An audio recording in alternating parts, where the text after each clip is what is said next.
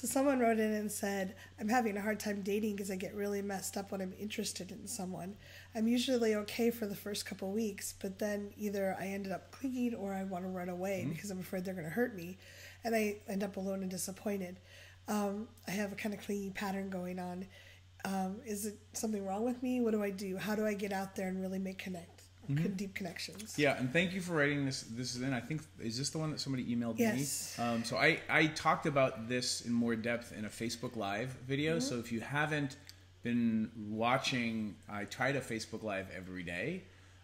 So you could go to facebook.com/Reid Mahalko, and that's my personal page, and you can follow me there. And then there's, sometimes I get these questions really quickly because we meet infrequently. What's your advice? Because my stuff's on Facebook, and I'll say some more now, but I'm curious about your advice. Yeah, I think that it's really easy to get in that push-pull. Like, I want to be really close. I'm starving. I want to eat. I want to consume that, and I want to run away because it's always going to fail. There's a catch-22 there that a lot of people get into. So if you can be just gentle with yourself, and I think that people are much more stable when they are getting their needs met in a lot of different ways. So if we're just relying on, just from pure physics, if you're relying on one point of stability, you're very tippy. And if that person isn't available or they're having a bad day, all of a sudden it feels like the world is kind of walked out. So if you can find other points of stability, friends, jobs, community that you have, different groups that you're part of, you can start building a much more stable place where, wow, that person is important to me, and I want to, it's nice to have our love interest be a main part of our lives, but they don't have to be the only thing. And if they're feeling like they're having a bad day or just not feeling particularly close, because people do, they ebb and flow. They are like days when I really like Reid and days I just want to just kick him out the door. The second one is the more of those days. But no, every humans, there's a dance, and sometimes we're closer and sometimes we're further away. And if we're only relying on that one person and they start pulling away, there's the feeling like we either need to grab on and cling or run away so we don't get hurt so much. The analogy I use is it's like going food shopping. When you go food shopping hungry, you tend to make more poor food choices. There have been actual studies about that. So can you get your social needs met? Can you snack with friends, community, going out for munches or joining some meetup group or something like that, hanging out with coworkers if you like them? Where can you get some of those social needs met? And that way in the dating realm, you're not so starving. Yeah.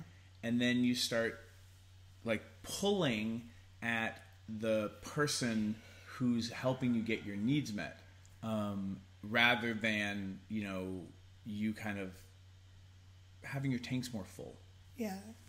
So, and just be gentle with yourself. Part of a lot of people that have that clingy or wanting to run away response, we might have learned it when we were very little.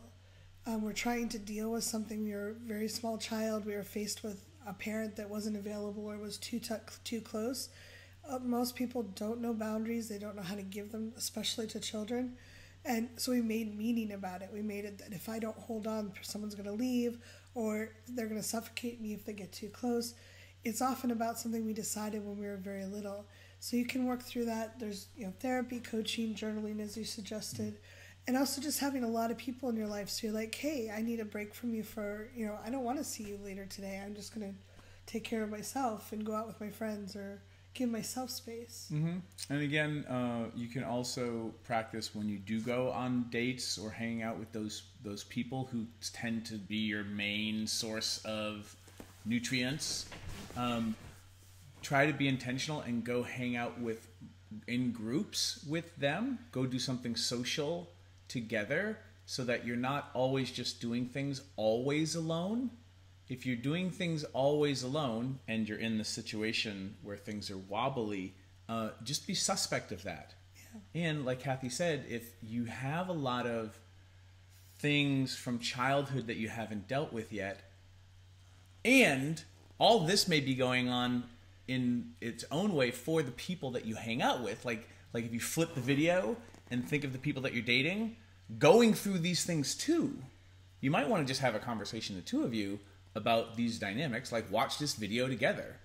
But also understand, if you know you have a bunch of stuff from childhood that you haven't dealt with yet, you are unintentionally pulling on this other person with all your childhood stuff. And now that you might know that it's there, I think you owe it to yourself and to the world at large to go find resources to handle that. Because if you don't, you don't have to be perfect about it.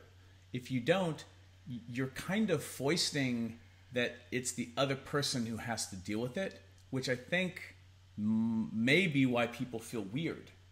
Because most people don't want a lot of pulling or to feel responsible for somebody else's childhood stuff. Even if that's not conscious, it could be a feeling.